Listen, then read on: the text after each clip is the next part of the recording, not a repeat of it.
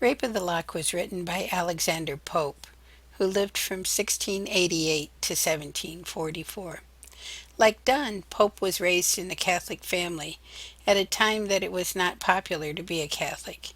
In fact, his family moved away from London shortly after his birth because Catholics were not allowed to live within 10 miles of London by a new rule of Parliament. Pope was largely self educated, although he was tutored by a priest when he was young.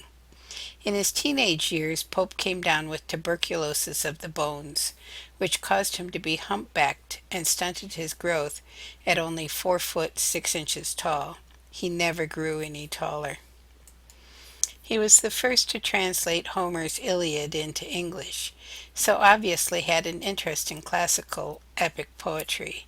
He was a very popular writer and was the first author in English history able to support himself solely on the profits earned from the publication of his writing. Pope was a neoclassical poet. Some of the characteristics of that school are: first and foremost, it was very traditionalist. Poets in this school look to the past for their inspiration. They are not innovators in any way.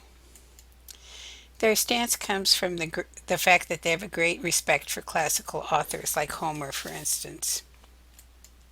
They consider literature to be an art. Just as an artist needs to take years to learn and hone his craft, so does a writer. In their opinion, excellence could only be attained after prolonged study and was not a result of divine inspiration. They felt that they could achieve greatness by imitating great poetry and studying the rules of classical poetry. Unlike those who would argue that passion and emotion lie at the heart of great writing, neoclassicists considered reason and judgment to be the most admirable faculties of a writer. This is no surprise, really, since they were working in the 18th century, which was considered the age of reason, far removed from Shakespeare's romantic ideas. And finally, they aimed for correctness in their poetic form, in their literary references, etc. So, Pope's writing was often unflattering, and many times he wrote absolutely scathing things about fashionable society. William Broome said of him, "I often resemble him to a hedgehog. He lies snug and warm and sets his bristles out against all mankind. Sure he is fond of being hated. I wonder he is not thrashed, but his littleness is his protection. No man shoots a wren." So because he was so short, it would have been considered shameful to challenge him to a fight. That's how he got away with being so nasty to everyone. This is one of those few poems that we know exactly why it was written.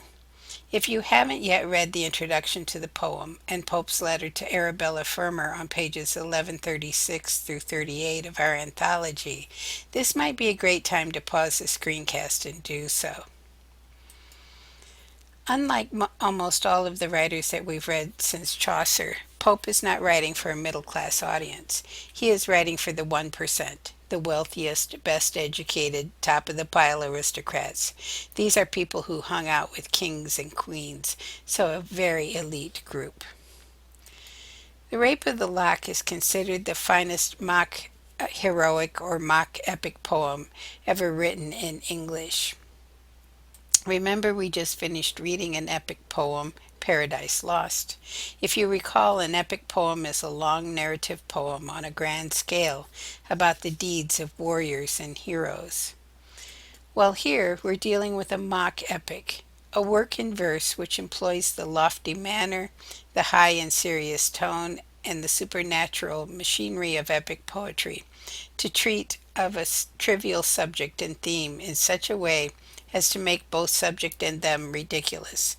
That's what Pope is doing here, applying these grand rules for this high style of writing to what to him at least is a very trivial topic. Look at the poetic style. What is the rhyme scheme here? We have springs, things, do, view, praise, lays. So we have A, B, B, C, C. These are called heroic couplets and are the norm in epic poetry. Look at the meter of the poem. How many iambs do you count in the first line? So we have, let's look at the syllables. We have 1, 2, 3, 4, 5, 6, 7, 8, 9, 10. So we know that we have 10 syllables, 2 syllables in an iamb. So how many iambs do we have here? Naturally, we have 5. And we're dealing once again with iambic pentameter. If you'll remember, there are certain conventions that you expect to find in epic poetry. The beauty of Pope's work is that he uses every single one of these conventions included in this poem. Watch for them as you read. Of course, you're going to see the elevated language. If you read the introduction, you should understand who is the muse, and then the rest of this, you should be able to see some of them in the cantos 1 through 3 and the rest in cantos 4 through 5. Now, you should know also that a canto, that only means part, so it's just a fancier word for it. So remember, this is supposed to be a mocking poem, making fun of the situation between Arabella and Lord Petre. Keep that in mind. Be sure to use the notes as you go along. You'll find them in the module. They should help you immensely. Thank you.